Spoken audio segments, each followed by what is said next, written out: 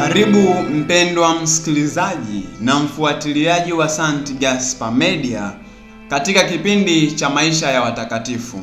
Leo tarehe 17 Januari tunasikiliza na kutafakari juu ya maisha ya Mtakatifu Antoni wa Misri, mkaapweke. Antoni alizaliwa kusini mwa Misri mwaka 251 katika familia ya wazazi wa Kristo. Alipokuwa na umri wa miaka 18 tu, aliwapoteza wazazi wake wote wawili. Alijisikia kuvutwa kuishi maisha ya uheremita, yaani ukaapweke. Hivyo aliuza kila kitu alichoachiwa na wazazi na kuwapa maskini, na akaenda kuishi katika pango kwa muda wa miaka 15, na kisha akahama hapo na kwenda kuishi katika ngome iliyotelekezwa kwa muda wa miaka 20 kama mtawa mkaapweke. Antoni alianza kuishi maisha ya ukaapweke tangu mwaka 272. Antoni anajulikana kama mwanzilishi wa maisha ya kitawa ya jangwani. Hii ni kwa sababu alikusanya vikundi vya waeremita, yaani wakaapweke, vilivyotawanyika na kuvikusanya karibu ili aviongoze, ingawa mwenyewe karibu muda wote wa maisha yake aliishi katika upweke. Mtakatifu Antoni aliendelea na maisha hayo mpaka mwaka 285. Alipokuwa na umri wa miaka 35, alienda kushinda kwenye mahame katika mlima, ambapo aliishi maisha ya upweke bila kumwona mtu mwingine isipokuwa tu yule mmoja aliyemletea chakula kila baada ya miezi 6. Alipata wafuasi waliotaka kufuata mfano wake. Hawa wafuasi waliishi katika mapango na vibanda karibu naye, na mwaka 305 wakafanikiwa kumshawishi Antoni awe kiongozi wao wa kiroho. Ingawa Antoni alifunga akila mboga, asali na tende tu, lakini alikuwa na afya njema. Kwa sababu ya ongezeko kubwa la wafuasi, Antoni aliamua alipokuwa na umri wa miaka 54 kutoka mlimani na kuanzisha monasteri yake ya kwanza ya utawa wa wakaapweke. Watawa hawa kila mmoja aliishi peke yake katika pango, lakini walijumuika pamoja kwa sala na ibada. Hivyo basi, mtindo wa maisha ya kitawa alioanzisha unatofautiana na ule alioanzisha Mtakatifu Pakomi, ambapo watawa wanaishi maisha ya jumuiya.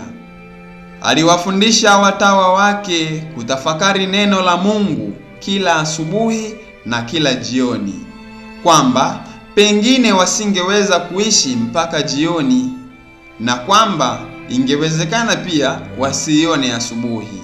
Tena aliwashauri kufanya kila tendo kama tendo la mwisho katika maisha yao. Mnamo mwaka 311, Wakristo walipokuwa wanapata madhulumu makali kutoka kwa Kaisari Maximian, Antoni alienda Alexandria huko Misri ili kuwatia moyo waamini waliokuwa wanateswa kwa ajili ya imani yao. Aliporudi kutoka Alexandria, alikwenda moja kwa moja katika jangwa la Klisma, kati ya Naili ya bahari ya Shamu, mahali ambapo alianzisha monasteri iliyojulikana kama monasteri ya Mtakatifu Antoni.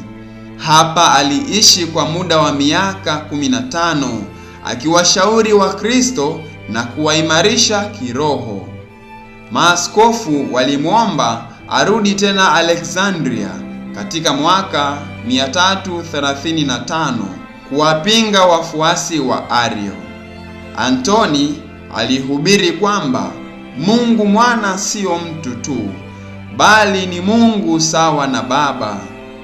Alipoombwa kukaa zaidi, Antoni alijibu, kama samaki anavyokufa akitolewa kwenye maji, ndivyo mtawa anavyofifia akiacha maisha ya upweke. Kaisari Konstantino Mkuu aliwasiliana na Antoni kwa barua kuomba sala zake. Watawa wenzake wakaonyesha kushangaa, lakini Mtakatifu Antoni alisema, msishangae kwamba mfalme ametuandikia, mshangae zaidi kwamba Mungu ametuandikia na kwamba ameongea na sisi kwa njia ya mwanaye. Mtakatifu Antoni alimuimarisha kiroho Mtakatifu Atanasi, hivi kwamba mengi tunayoyajua kumhusu Mtakatifu Antoni tunayapata katika maandishi ya Mtakatifu Atanasi. Mtakatifu Atanasi anamuelezea Mtakatifu Antoni kama mtu aliyekuwa mnyofu, mwenye amani, mwenye huruma na aliyewaka daima shauku ya kufanya kazi ya Mungu ya kuwaokoa wanadamu. Mtakatifu Antoni alifariki dunia mnamo tarehe 17 Januari mwaka 356 akiwa na umri wa miaka 105. Tangu ujana wake hakufungamana na malimwengu wala vitu viletavyo raha na anasa. Hakuwahi kuugua. Alikufa macho yake yakiwa bado maangavu na meno yake bado imara. Itukuzwe damu ya Kristo! Milele amina. Tafakari fupi inayotokana na maisha ya Mtakatifu Antoni wa Misri Mkaapweke. Mtawa anapaswa kumwiga nyuki anavyokusanya asali kutoka katika maua ya kondeni. Kutoka kwa kila mtawa mwenzake anapaswa kujifunza kitu. Kutoka kwa mmoja busara, kwa mwingine ukimya, kwa mwingine uvumilivu, na kwa mwingine kuto kufungamana na upande wowote. Watakatifu wengine tarehe 17 Januari. Watakatifu Musius, Victori, Mistrianus, Salvius, Miselianus, Victorica, Teusa, Fortunatus, Veneria, Sartus, Saturninus, Hortisianus, Lesius, Misurianus, Vincentia, Alba, Timotheus, Ingenula na Victoria, wafiadini wa Afrika Kaskazini. Mtakatifu Antoni wa Misri Mkaapweke, utuombee.